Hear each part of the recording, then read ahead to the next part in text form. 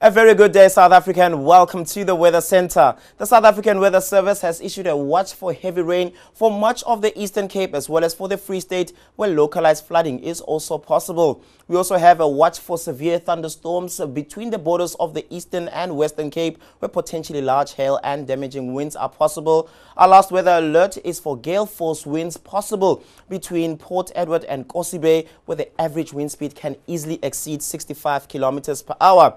Now, it's going to be a very stormy Wednesday afternoon for much of the country, very widespread for the central interior. We're expecting scattered thunderstorms over Gauteng. It's going to be mostly cloudy with isolated to scattered thunderstorms for the western parts of the country.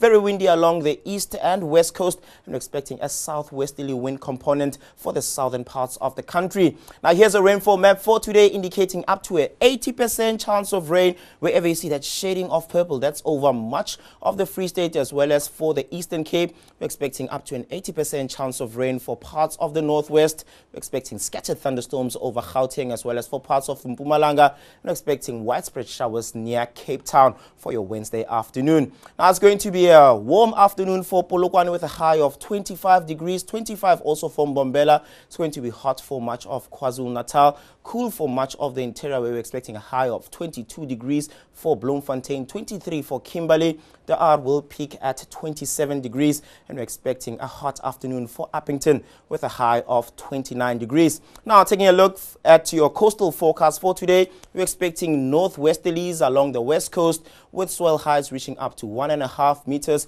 Poor beach weather is forecast between Alexandra Bay as well as for Langaban. We're expecting very fresh winds between the Cape Atlantic seaboard as well as for Cape Agulhas. We're expecting wind speeds of up to 35 kilometers per hour with waves varying between 2 and 4 feet.